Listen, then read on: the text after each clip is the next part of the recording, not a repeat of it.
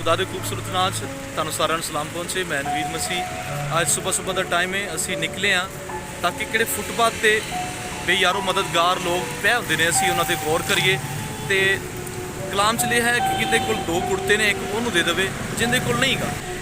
वो दोस्त ने जिन्हां नूं तुहाडी ते मेरी ज़रूरत है। जिस तरह गर्मी पैंदी है तो असीं AC तो बगैर नहीं रहंदे। जी जी इन्हां लोगों का सोचो जो फुटपाथों ते पए ने और हबस भी है इत्थे बहुत ज़्यादा, ये किस तरह गुजारा करते हैं।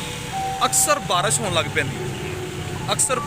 पैंदी है तो यह किहड़े लोग ने इन्हां कोल छत नहीं हैगी ते ना इन्हां नूं कोई सरकार बैठण दिंदा है अपने। आओ इस इंसानियत के काम च साड़ा साथ दिओ ताकि असीं इस खिदमत नूं अगे लैके जा सकीए ते इन्हां वास्ते अच्छा बंदोबस्त कर सकीए। हाँ बिल्कुल, सारिਆਂ ਨੂੰ मिल के चलना चाहिए क्योंकि एक इकल्ले बंदे का काम नहीं है, सारे रल के करांगे तो काम आसान हो जाएगा। अपनी मसरूफियात ਨੂੰ ਇੱਕ ਸਾਈਡ ਤੇ ਰੱਖ ਕੇ ਜ਼ਰੂਰ ਸਾਡੀ ਇਸ ਖਿਦਮਤ ਨੂੰ ਜਿਹੜੇ ਅਸੀਂ ਲਾਵਾਰਸ ਲੋਕਾਂ ਨੂੰ ਚੁੱਕਣੇ ਆ, ਸਾਡੀ ਇਹੀ ਖਿਦਮਤ ਹੈ। 2-3 ਮਿੰਟ ਦੀ ਵੀਡੀਓ ਜ਼ਰੂਰ ਦੇਖਣਾ। ਇਹਨਾਂ ਮੈਂ ਪੈਰ ਖੋਲਾਂਗਾ, ਜ਼ਖਮ ਇਹਦਾ ਦਿਖਾਉਣਾ ਚਾਹਾਂਗਾ। ਕੀੜੀਆਂ ਇਹਦੇ ਜ਼ਖਮ ਨੂੰ ਖਾ ਰਹੀਆਂ ਸਨ। ਤੁਸੀਂ ਗੌਰ ਨਾਲ ਦੇਖੋਗੇ ਤੁਹਾਨੂੰ ਨਜ਼ਰ ਆਏਗਾ।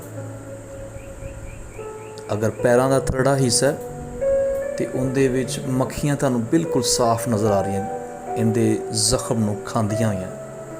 ਅਸੀਂ ਇਹਨੂੰ ਥੋੜਾ ਸਾਫ਼ ਸੁਥਰਾ ਕਰਨ ਦੀ ਕੋਸ਼ਿਸ਼ ਕਰ ਰਹੇ ਹਾਂ।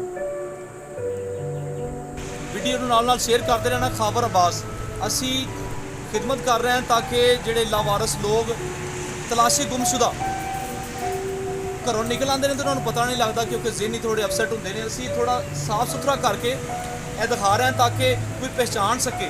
ਸਾਡਾ ਰਾਬਤਾ ਕਰਨਾ ਅਸੀਂ ਦੱਸ ਸਕਦੇ ਹਾਂ ਕਿ ਇਹ ਕਿੱਥੇ ਨੇ, ਕਿਹੜੀ ਹਾਲਤ 'ਚ ਨੇ। ਤੇ ਜ਼ਰੂਰ ਵੀਡੀਓ ਨੂੰ ਸ਼ੇਅਰ ਕਰਦੇ ਰਹਿਣਾ ताकि ਕਿੰਨਾ ਦਾ ਹੈਗਾ ਉਹਨਾਂ ਦੀ ਤੱਕ ਵੀਡੀਓ ਪਹੁੰਚ ਸਕੇ ਤੇ ਸਾਡਾ ਰਾਬਤਾ ਕਰ ਸਕਣ।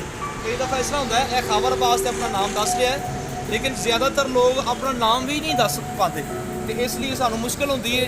ਅਗਰ ਤੁਸੀਂ ਵੀਡੀਓ ਸ਼ੇਅਰ ਕਰਦੇ ਹੋ ਤੇ ਇਹ ਲੋਕ ਆਪਣੇ ਘਰ ਤੱਕ ਜਾ ਸਕਣ। ਅਸੀਂ ਇਹਨੂੰ ਥੋੜਾ ਸਾਫ਼ ਸੁਥਰਾ ਕਰ ਰਹੇ ਹਾਂ ताकि किसी की पहचान च आ सके तो ज़रूर साडे नाल राबता करना। फ़ोन नंबर साडा चल रहा है। असी खुदा दा काम समझ के बड़ी ही दयानतदारी नाल इस खिदमत नूं सरअंजाम देने।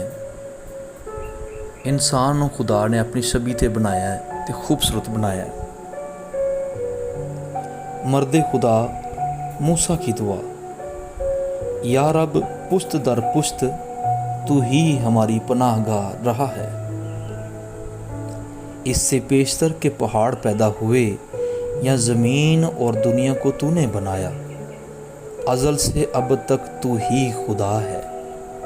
तू इंसान को फिर खाक में मिला देता है और फरमाता है ऐ बनी आदम लौट आओ।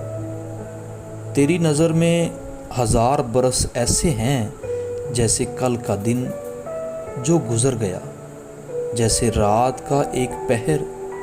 तू उनको गोया सलाब से बहा ले जाता है,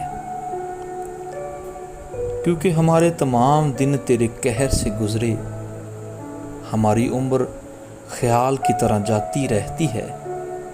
हमारी उम्र की मियाद 70 बरस है, या कुव्वत हो तो 80 बरस, तो भी उनकी रौनक महज मशक्क़त और गम है, क्योंकि वो